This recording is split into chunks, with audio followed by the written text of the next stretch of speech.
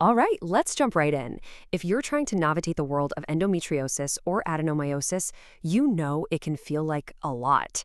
So think of this as your field guide, a clear and simple roadmap to help make sense of it all. And yeah, let's start right there. If you've ever been told it's just a bad period, this is for you. These are whole body systemic conditions. They can impact your energy, your digestion, your sleep, your mood, everything. So let's be clear, it is not all in your head, and it is definitely not just a bad period. Okay, so first things first. To really get a handle on this, we've got to map out the terrain and get the absolute basics down. So this is a big one, but the difference is actually pretty simple. It's all about location, location, location. With endometriosis, tissue that's like the uterine lining grows outside the uterus. But with adenomyosis, that same kind of tissue grows into the actual muscle wall of the uterus. Now, they can feel really similar, and you can even have both at once, which is why it gets confusing. But just remember, endo is outside, adeno is inside. Now that we know where these conditions are, let's talk about the why. Specifically, why does it hurt the way it does? Because the pain isn't just one thing. It's often a combination of a few different types. So first, you've got nociceptive pain. This is the most straightforward kind. Think of it as direct cause and effect pain. It's your body reacting to the actual inflammation from lesions or from scar tissue that's pulling on things. It's pain from a physical thing that's happening right there, right now. Then, there's neuropathic pain. This is what happens when the endometriosis itself starts to irritate, damage, or even grow on nerves. And that totally changes the feeling of the pain. It's not just an ache anymore. It can feel like burning, stabbing, or shooting electrical jolts. The problem isn't just the lesion, it's the nerve itself sending out distress signals. And this brings us to the third type, nociplastic pain. You know, after your body has been dealing with pain for months or years, your entire nervous system can get, well, wound up. It becomes hypersensitive. It's like the volume knob on your personal pain system gets stuck on high, amplifying everything. This is why pain can sometimes feel like it's everywhere, and why things like fatigue and brain fog can tag along. So, with all of this going on, why is this condition so famously called the mist disease? Well, a huge part of the answer has to do with what doctors have been trained to see. When you think of endo, you probably picture something like this, right? These are the classic, dark, powder burn lesions. For decades, this is what surgeons were told to look for. But here's the thing. If this is the only thing they're looking for, they're going to miss most of it. Because in reality, endometriosis is a master of disguise. It can show up as red, angry-looking spots. It can be white and look like scar tissue. It can even be totally clear, like little blisters that are almost invisible. A surgeon has to know how to spot this entire rainbow of possibilities.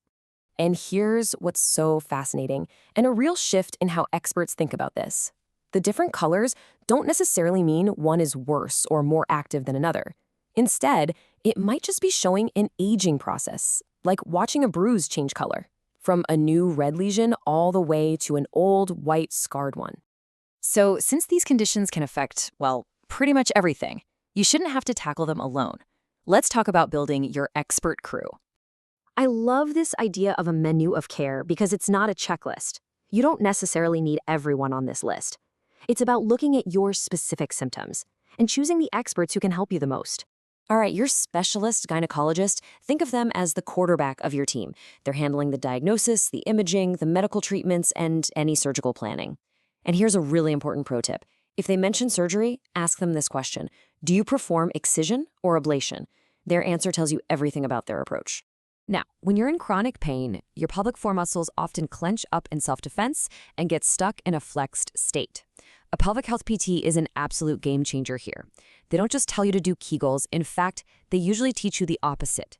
They teach those muscles how to relax, how to let go, which can make a huge difference for pain with sex and bladder and bowel function. Okay, let's shift gears from the clinical team to your day-to-day life. What are some evidence-informed things you can do to support your body? Now, let's be super clear, there is no magic endo diet. But focusing on foods that help calm inflammation throughout your body can be really helpful. Things like fatty fish, leafy greens, berries, even broccoli and turmeric. The goal isn't restriction, it's about adding in more of the good stuff to help manage that baseline inflammation. And what about supplements? Well, a few have some pretty interesting evidence. Omega-3s help your body create its own anti-inflammatory molecules.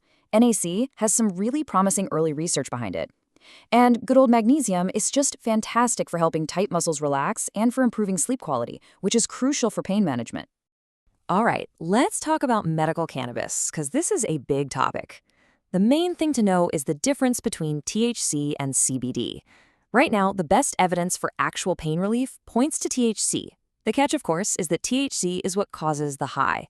CBD, on the other hand, is non-intoxicating, but the evidence for it helping with pain is just not as strong yet.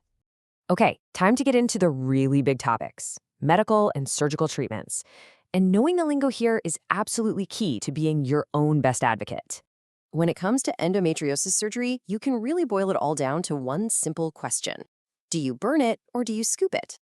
So burning is a surgery called ablation. It's like zapping the top of a weed. It gets rid of what you can see on the surface, but it can leave the root behind. Scooping, on the other hand, is called excision. That's when the surgeon carefully cuts out the entire lesion, root and all. It's a much more thorough approach. And this is what excision, or scooping, actually looks like. See that? The surgeon is literally cutting out the entire piece of diseased tissue, aiming to get clean margins all the way around, leaving only healthy tissue behind. And last but not least, let's talk meds. When your doctor prescribes something, it usually has one of two main jobs. Job number one is for right now, immediate pain relief, like with NSAIDs. Job number two is the long game, hormonal suppression. These are meds that lower estrogen, which helps to slow down the growth of lesions and reduce pain and bleeding over time. Look, there's no way around it. This endo world is complex, but it is not unnavigatable.